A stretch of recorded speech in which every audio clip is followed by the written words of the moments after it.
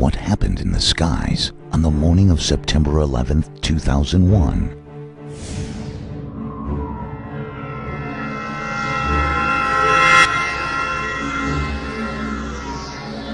Why did America's air defense seem to be ineffective?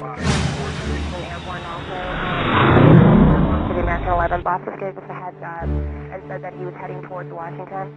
Now, where are you getting this information from on American 11? Okay.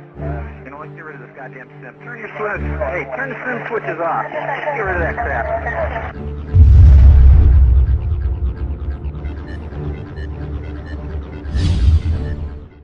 According to the 9/11 Commission report, 4 aircraft departed America's airports on a gorgeous September morning in the northeast corridor of the United States.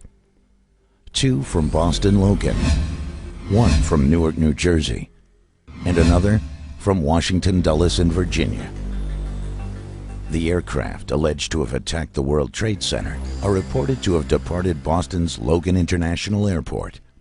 The first aircraft, claimed to be American 11, tail number N334AA, is reported to have departed Logan at approximately 0800 a.m.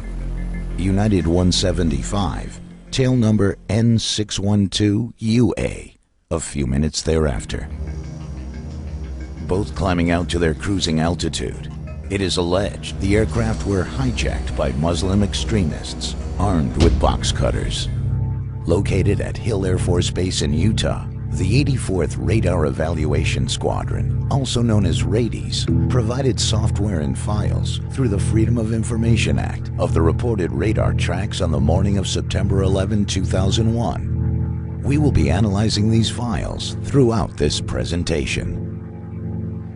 NORAD provided audio recordings from the morning of September 11, 2001 of their Northeast Defense Command, also known as NEADS, the sector responsible for defending the northeastern United States.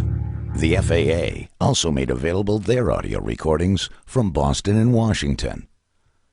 Please keep in mind when viewing this presentation that pilots for 911Truth do not claim data provided by government sources is authentic, yet it must be analyzed. Pilots for 911Truth have analyzed a growing mountain of information and data provided by government agencies, much of which conflicts with the government narrative of events. How can government agencies draw a conclusion when even their own data does not support their hypothesis? Government sources and the 9/11 Commission must be held accountable for such conflicts, yet they refuse to comment. Even if data were altered by their very sources, it is a crime to fabricate data provided through the Freedom of Information Act, and someone must be held accountable. These are the radar tracks of the various aircraft and their relative positions on the morning of 9/11 during a little over the 2-hour period from 8 a.m. till approximately 10:15, according to the 84th Radar Evaluation Squadron. Included is the fighter response. Irreverent air traffic and clutter have been filtered for clarity.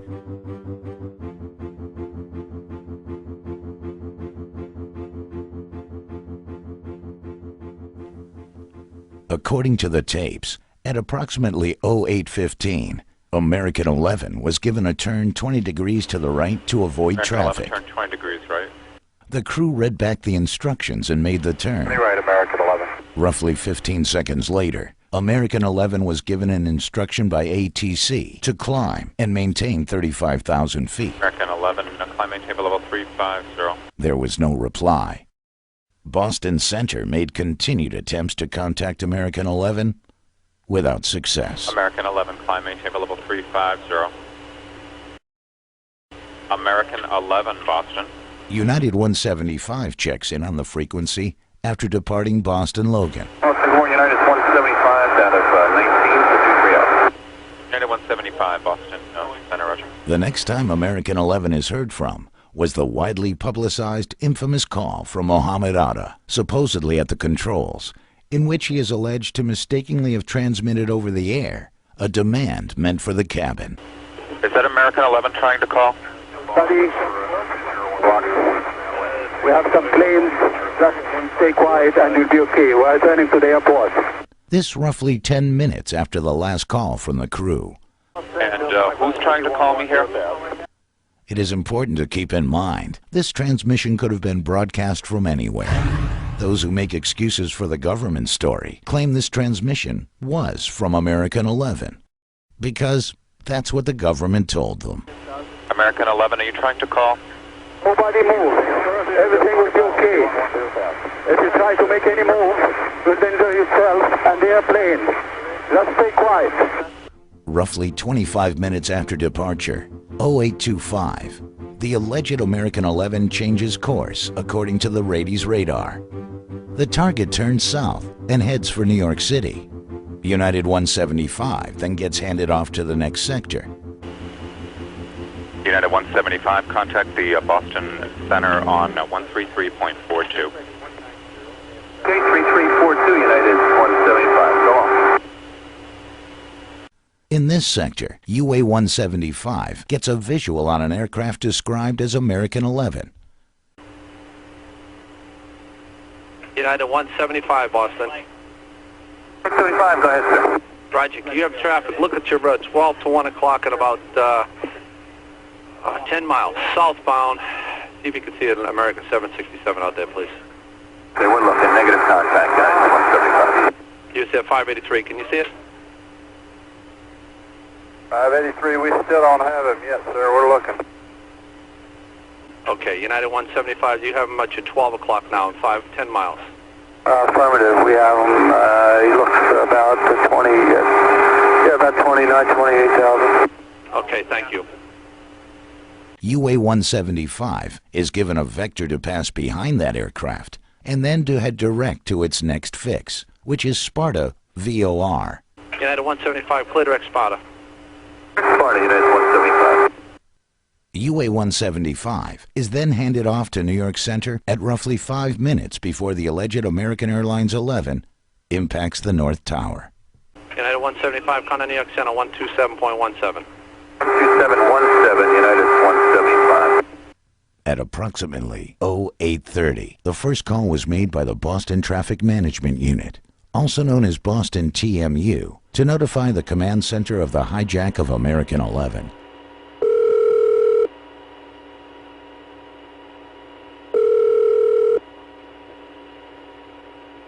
Command Center East, Tony. Hi, Tony. Good morning, Boston Center. I got a situation here with American 11, American 11, Boston departure to LAX. We believe it's a possible hijack situation. Okay, tell me more. Okay, he departed Boston. We lost radio communications with him. Then we lost his transponder, and they believe that they heard in the background something, a threat. And right now, What, a threat, you said? a threat. And right now, the aircraft is just west of Albany, going southbound. Okay, I see him. And he's Nobody's talking to him, right? nobody's talking to him at this time. Correct. Okay. Anything I can do to help you right now? And no, I mean, just an advice. We have no idea where this aircraft is going. Maybe a hit up the New York Center. The command center recommends to notify all surrounding centers, especially New York and Cleveland. Okay, well, probably as a precaution, might be good if we call up Cleveland and New York and at least let them know, just in case this guy starts heading there where they'll have a heads Right. up on it. Okay, let's do that. Cleveland. Hi, Cleveland, New York, Boston. I got a little situation with American 11, American 11. He is a 767 departed Boston going to LAX. We don't know where the aircraft is going. He is supposedly going to LAX. Was going westbound. We lost his frequency. Then we lost his transponder, and now the aircraft is just west of Albany, heading due south. Oh, my goodness. Do we have the data block on it? Yeah, we have. It's a primary target presently, and it's just heading southwestbound. Okay. No altitude encoded right now. I'll advise the area. The last altitude observed was flight level 290. 29. Southbound? Heading southwestbound. He's like towards Hancock, Right around there. He's southwest of Albany by 15 miles. You have no idea where he's going? No idea, sir. All right. You can tag him on the TSD. I did pick him up. Primary only? Primary only. Okay. Okay. Thank you. At approximately 0835, a call to scramble fighters is made by Boston Center directly to Cape Approach, trying to get in touch with Otis Air Force Base. Cape, Drake on Cape on team in a 41. Cape Tracon? Yeah, hi, are you able to talk to Otis on this line? I'm not sure, but if you need to get in touch with them, I can, I think they're on the 7 line. I have a situation with the American 11. What? I have a situation with American 11. You want to talk to Otis Tower? I want to talk to Otis Drake. I need to scramble some fighters. All right, well, hold on a second. Let me get you the soup. Timmy, pick up on the 41. Something about a scramble, I don't know. Cape Approach. Hey, Cape, Dan Bueno calling from Boston Center. Yes. I have a situation with American 11, a possible hijack. American 11? Yes, sir. Departed Boston going to LAX. Right now he's south of Albany. I'd like to scramble some fighters to go tail him. Oh, okay. Well, we'll talk to Otis here. Okay, and just put if he wants, just depart, and we'll put a flight plan in for him. At 0840, 5 minutes later, Boston calls the command center to speak with New York Tracon Direct, letting them know the hijack is confirmed.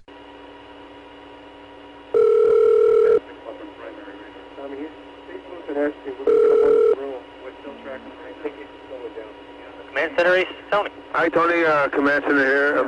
Boston Center here. Could I get New York Tracon? You bet. No, nothing with the... Yes, with American 11. Say it again? Oh, a reference to American 11. Right, have you had any contact with him yet? No contact. It is confirmed hijack, though. Tracon. Hey, Tracon, hi, Boston Center, good morning. American 11, 767, possible hijack. Okay, American 11, 75, and... 76. Where's he landing? Right now, we don't have any idea, but he was to the northwest of Albany, and now he's down by Sparta, losing speed very rapidly. We believe he's a primary only, and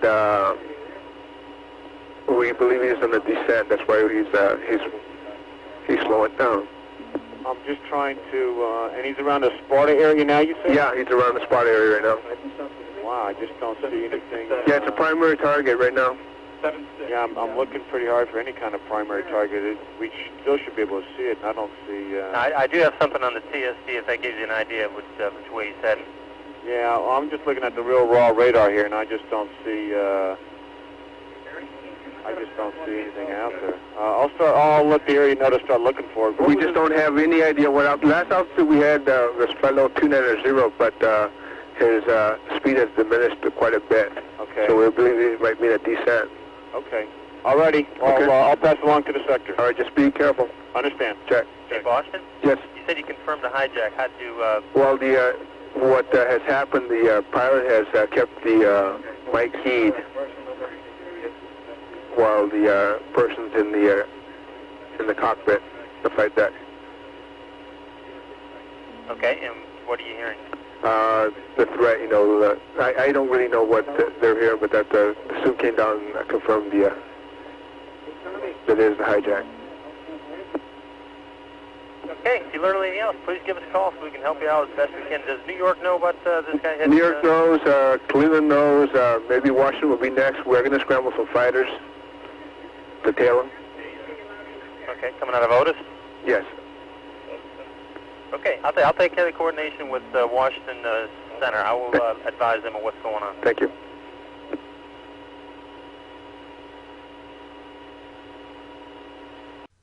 According to the command center, Washington was also being advised at this time to keep an eye out for suspicious aircraft. This was an hour prior to the attack on the Pentagon. At 0845, 1 minute prior to the North Tower impact, Cape calls Boston and advises them they would need to get authorization from the Northeast Defense Sector, also known as NEEDS, to launch fighters. CAPE gives Boston the flight ID of the fighters as Panta 45 and 46.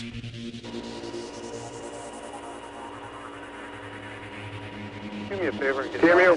Yeah, it's Cape Train Con here. Is Dan there? That's me. Hey, I just talked to Otis here, and they said they needed a NEADS authorization. We're working with NEADS to see if they should be calling you down. Okay, just to let you know, we got a call on a Panta, P-A-N-T-A, Alpha November Tango Alpha 45. Yeah. And 46, flight of 2. They'll be airborne soon. Great, thank you. All right, TJ.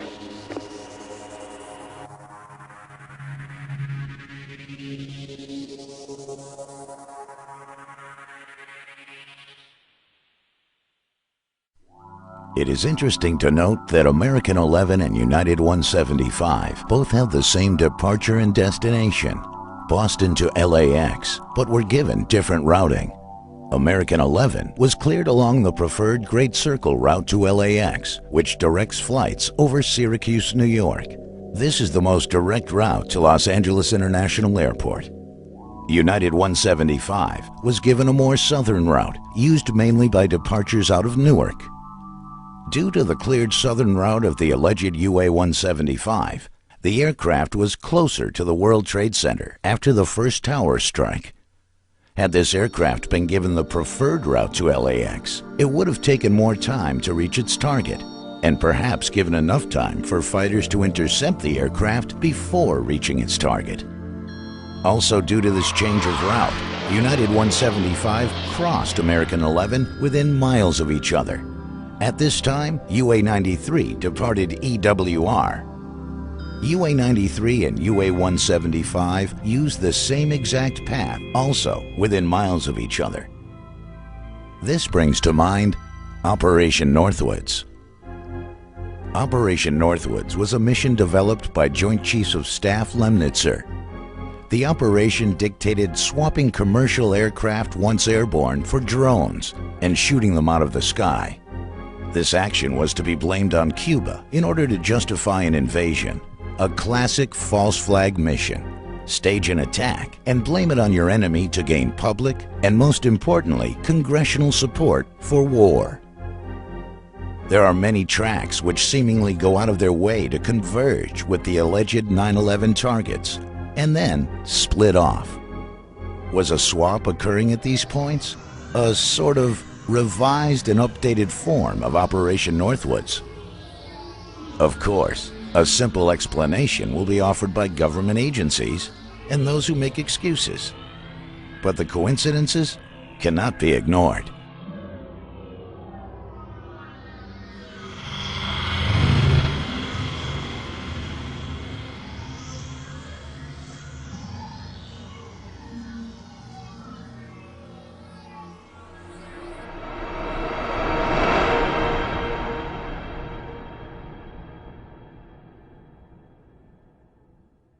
At 8:52 a.m., fighters are launched from Otis Air Force Base. Needs repeatedly wants the fighters to go direct to the Z point, to New York City, and demand the FAA ATC clear a route. I don't know where I'm scrambling these guys to. I need a direction, destination. Okay, I'm going to give you the Z point. It's just north of New York City. I got this lat long 4115, 7436, or 7346. Head them in that direction. Copy that. Then a report comes in that the hijacked aircraft just struck the World Trade Center. How's your Sergeant Son doing? May I help you? Yeah, it's 1st Air Force Sergeant Tibbetts. We just confirmed from down here that was one of the same, the hijack and the plane hitting the building. 1st Air Force confirmation, one in the same American Airlines and into the World Trade Center. Copy? Is that what you said, sir? That's copy, yes. Another report is circulated through the system that the last known position was 15 miles east of JFK. Last position I got from Boston was 15 miles east of JFK. Instead of the fighters being scrambled directly to New York City, Needs changes their route to hold in W105, a warning area off the southern coast of Long Island based on the last known position that was never verified. Here they are instructed to hold as a radar track accelerates to more than 150 knots over the max operating speed of a 767 with its target in sight, the World Trade Center South Tower. We analyzed the speeds for the South Tower aircraft thoroughly in our presentation 9/11 World Trade Center attack. We have found, based on precedent, data, and aerodynamics, that a standard 767 would be impossible to control at such excessive speeds over its max operating. Was this aircraft modified so it could beat Otis fighters to its target, the South Tower of the World Trade Center? If it was, the modifications would have to be instructed by individuals who know our air defense response time. Just like there has never been a steel skyscraper to collapse from fire prior to 9/11, there has never been an aircraft positively identified to exceed its max operating speed by more than 150 knots, its maneuvering speed by 220 knots, pulled G's, was controllable and survived before 9/11 or after. After the second impact, Otis fighters were instructed to set up combat air patrol over New York City. Tankers were called in for fueling operations and remained loitering. Almost 35 minutes after American 11 went silent, also known as Nordo, and changed course, American 77 was lost to Indianapolis Center. Indianapolis Center was working this guy. What guy? American 77. Okay. At flight level 350. However, they lost radar with him, they lost contact with him, they lost everything, and they don't have any idea where he is or what happened. So what we've done at the surrounding centers here is to tell everyone to look out for limited codes, primary targets, or whatever the case may be. Okay. Indianapolis contacted American Airlines 3 times to notify them of another missing aircraft. At 9:08 a.m., Langley was also notified and ordered to battle stations, an order in which pilots are sitting in their cockpits, ready for flight. Yet Langley fighters didn't get airborne till almost 20 minutes later. Tell Foxy to scramble Langley, send them in the same location. Battle stations or scramble? Battle stations only, Langley. And were given instruction to head out over the Atlantic instead of directly to protect Washington. Say again where you want him? We want him in the Whiskey 386 area. All right. Yeah, thanks, brother. As soon as the Pentagon was attacked, Langley fighters turned towards Washington. There are many other bases closer to Washington and New York City that offer defense. Otis and Langley were selected due to the fact many fighters from other bases were out on training exercises. Several training exercises were in effect on the morning of 9/11. I hope they cancel the exercise because this is ridiculous. You guys watching the news? Yeah, they got it on in the battle cab right now. Yeah. I wasn't sure. I've been watching it for about 10 minutes, and I said, I wonder if they suspend the exercising? Not at this time, no. I've never seen so much real-world stuff happen during an exercise. Andrews Air Force Base is within 10 miles of Washington, D.C. The fighters were sent to North Carolina. Atlantic City F-16s are much closer to New York City than Otis Air Force Base F-15s.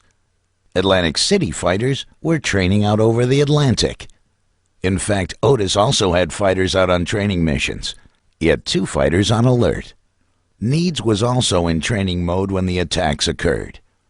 Needs had simulated tracks on their radar screens and didn't remove them till almost 9:30 a.m., well after the second tower impact. According to Captain Jeff Lottis, a former F-15 fighter pilot with 2 tours of duty in Iraq, false inputs on radar screens is unprecedented, except on 9/11. You can hear the confusion when Needs is attempting to locate their tankers. Call sign Team 23. No, Team 21 and 107. Thank you, David.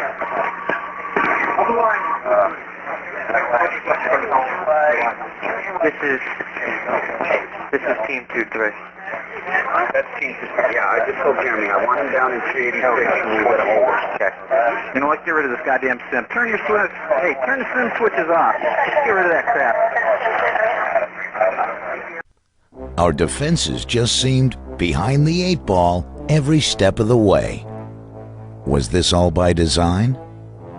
How would the hijackers know to strike on such a chaotic day with the U.S. under minimal defense? It seems the hijackers were extremely lucky all morning on 9/11.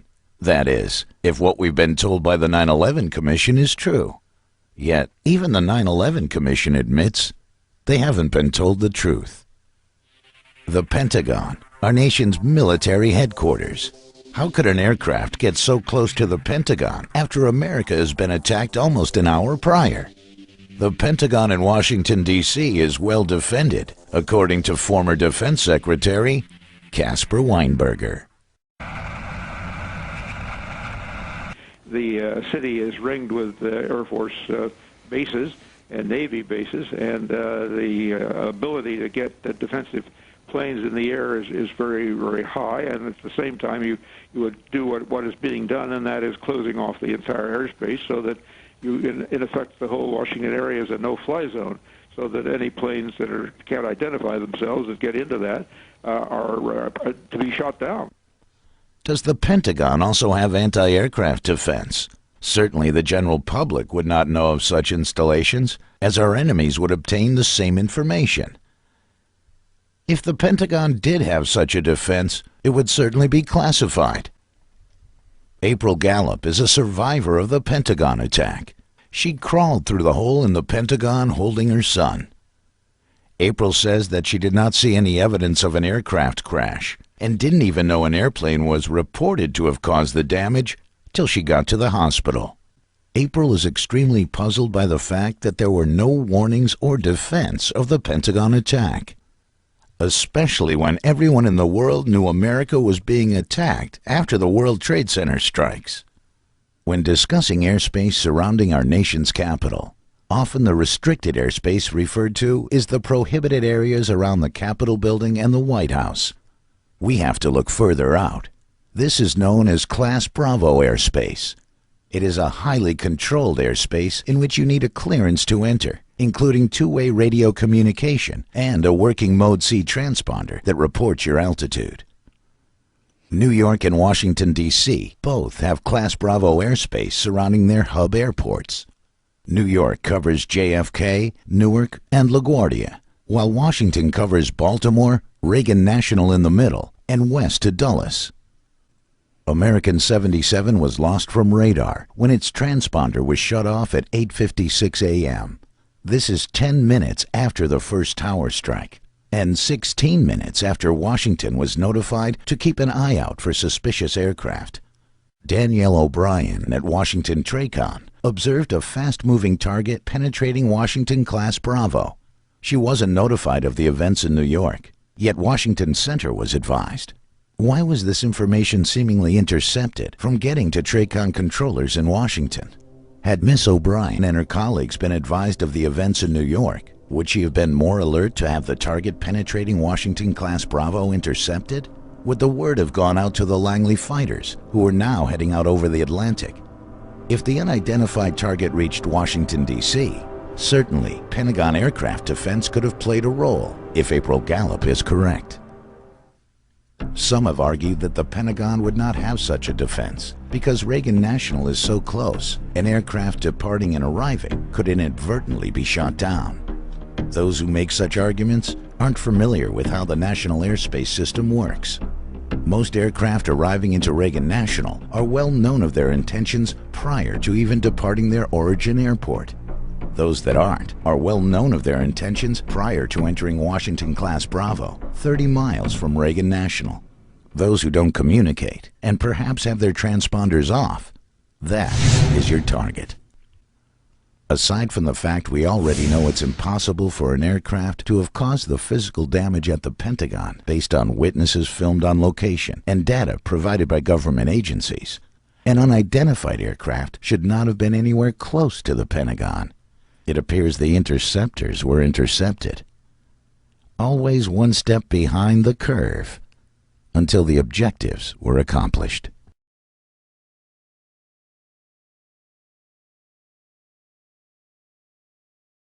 The confusion caused throughout the system on 9/11 seems to be the contributing factor of why the perpetrators were so successful in carrying out their missions. Hey, turn the sim switches off. Get rid of that. When an unidentified target was approaching Washington, D.C. from the west, a message was sent out in the system that American 11 was still airborne. Scoggins Military, Boston Center. Just had a report that American 11 is still in the air and it's on its way heading towards Washington. Okay, American 11 is still in the air on its way towards Washington? There was evidently another aircraft that hit the tower. That's the latest report we have. Okay. I'm going to try to confirm an ID for you, but I would assume he's somewhere over either New Jersey or somewhere further south. Okay, so American 11 isn't the hijack at all then, right? No, he is a hijack. American 11 is a hijack? Yes. And he's going into Washington? It could be a third aircraft. It could be a third aircraft going on to Washington. Do you have a Mode 3 on him, sir? No, Mode 3, we're trying to get a radio DME if I can. This is a report I had from Washington Center. You might want to get someone on another phone talking to Washington Center, see if they have him tracked up. Copy that. And then get maybe a DC guard or somebody up there on the aircraft. Okay, do you have a lat long right now on it? I will try to get one. Okay, copy, thanks. All eyes then focused on a target coming from the northeast and not the west. Also, this message was sent out that the aircraft was headed towards Washington before it would have even gotten to Philly. Why was the rumor started that an aircraft from the northeast is inbound to Washington and not Philly? Was it to lead interceptors toward a phantom target and away from the real threat inbound from the west? The ultimate source for this confusion is still unknown. Hello. Hi, this is Huntress ID. Huntress, yeah, go ahead. Yes, sir. We have fighters on battle stations and airborne also. We're trying to figure out the lat long for the American 11. Boss just gave us a heads up and said that he was heading towards Washington. Now, where are you getting this information from on American 11? Boston Military. Who? Boston Military? Boston? Yes. Military desk. And they said that they were getting updates through Washington. So not Washington Center, I'm sure, because American 11 is the airplane that we're under the premise that has already crashed into the Trade Center. Right. Again, someone intercepted the interceptors by providing false information. Washington TRACON was isolated due to the fact that they weren't advised of the events in New York. The rest of the system was virtually isolated from Washington TRACON because TRACON didn't feel the unidentified target may be a threat until it was too late. Again, due to the fact the information seemed to have been intercepted from getting to Washington TRACON. Have any information you may need on this flight? Okay, if you could do me a favor and have them call us. We cannot call out for some reason. By this time, many are aware of the infamous Norman Mineta testimony given to the 9/11 Commission. The aircraft was 50 miles out, 30 miles out, 10 miles out. Do the orders still stand? The plane is 10 miles out. The young man also said to the Vice President, do the orders still stand? And the Vice President turned and whipped his neck around and said, of course the orders still stand. Have you heard anything to the contrary? Well, at the time I didn't know what all that meant. And the flight you're referring to is the flight that came into the Pentagon. Yeah. To this day, there has been much controversy over what exactly those orders were. Were they to stand down in order to let the Pentagon attack occur? Were they a shoot-down order? Mineta's testimony has been among the most damaging because those who make excuses for the government story are having a very difficult time trying to explain such a conversation with the Vice President. Some young man came in and said to the Vice President, there's a plane 50 miles out coming towards D.C. So I said, Monty Belger, who's the number 2 at FAA, I said, Monty, what do you have on radar on this plane coming in? So, well, the transponder's been turned off, so we don't know who it is, and we don't know the altitude or speed. And so I said, well, where is it? He said, well, it's somewhere beyond Great Falls right now. And so then the young man came in and said, it's 20 miles away. And so I'd say, well, Monty, where is this plane in relationship to the ground? And radar, it's hard to associate with a ground point, but they'd be able to tell you roughly the distance from wherever you are. but he couldn't tell you speed or altitude. And then all of a sudden, as I was talking to him, he said, "Oh, I lost the bogey, lost the target." I said, "Well, where is it?" He said, "Well, somewhere between Roslyn and National Airport." And about that time, someone broke into the conversation. Said, "Mr. Secretary, we just had a confirmation from a Arlington County police officer saying that he saw an American Airlines plane go into the Pentagon." Some have argued that the aircraft which was being discussed was United Airlines 93 coming down from Pennsylvania, and that Mineta had his timeline inaccurate. This can't be the case, as United 93 never got close to the Pentagon. Some have argued it was American Airlines 11, but same thing. American Airlines 11 never got close to the Pentagon. Even in what is called coast track mode, when a radar track of an aircraft continues on its present course based on the last data received, the aircraft still would not have been close to the Pentagon. The aircraft target being discussed by Vice President Cheney and overheard by Mineta could only be the target inbound from the west, which penetrated Washington-class Bravo airspace. Combine that with the fact that the Langley fighters were headed out over the Atlantic during this time and turned inbound only after the target drops off radar near the Pentagon, it seems pretty obvious what the orders were. An airborne command center, a military version of a 747, was airborne when the unidentified target approached from the west. According to Rady's data, this aircraft did a dozy-do with the unidentified target as the F-16s were headed out over the Atlantic.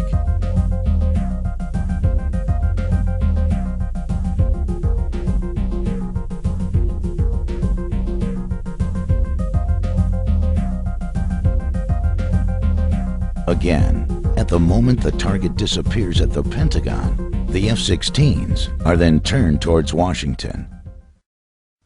Operation Northwoods proposed swapping aircraft for drones and using them in a false flag attack to blame on Cuba. There is evidence of the original aircraft still airborne after their supposed crash. Unlike the false rumors floated through the system in an apparent attempt to intercept the interceptors, there is data which does show UA-93 still airborne after its alleged crash, as well as N612UA, the aircraft which supposedly hit the South Tower.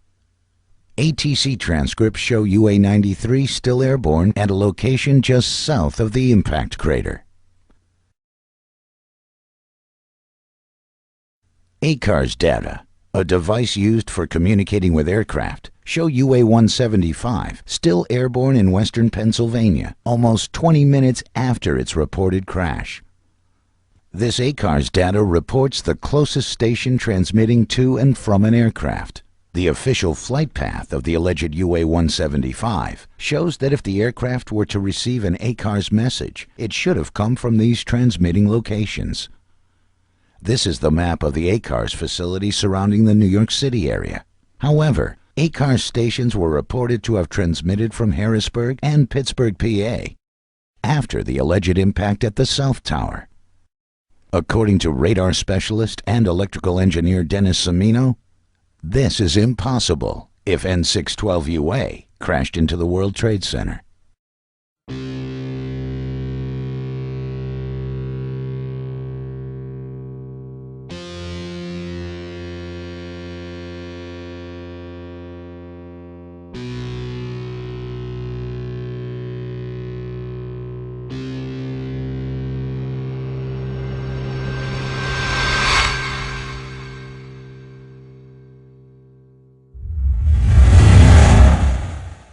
War games, simulated radar tracks, routing clearances other than preferred, enabling the second aircraft threat to be closer to the World Trade Center after the first impact. Aircraft exceeding their max operating limits by more than 130 to 150 knots. Inaccurate aircraft position reports, false aircraft target reports, aircraft converging, flying virtually in formation with, and then diverging from reported 9/11 aircraft.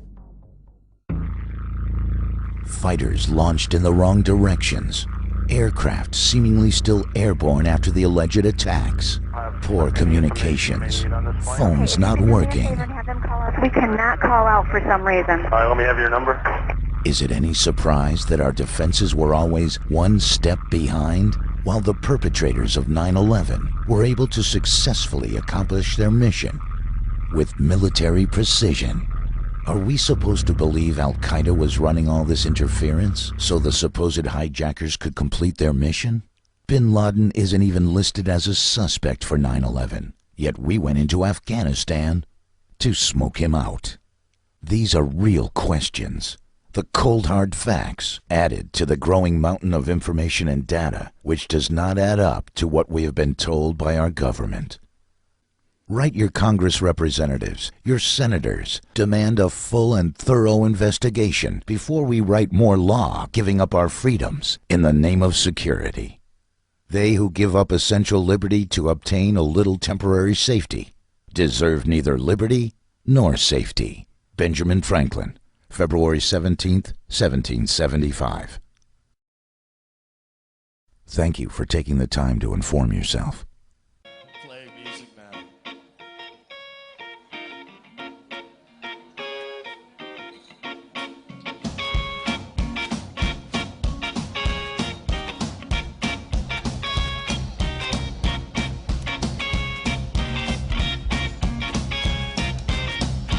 You're a ticket for an airplane. You ain't got time. Say no factory. Lonely days are gone.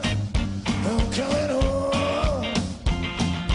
Best you won't need that time. I don't care, but I gotta spill.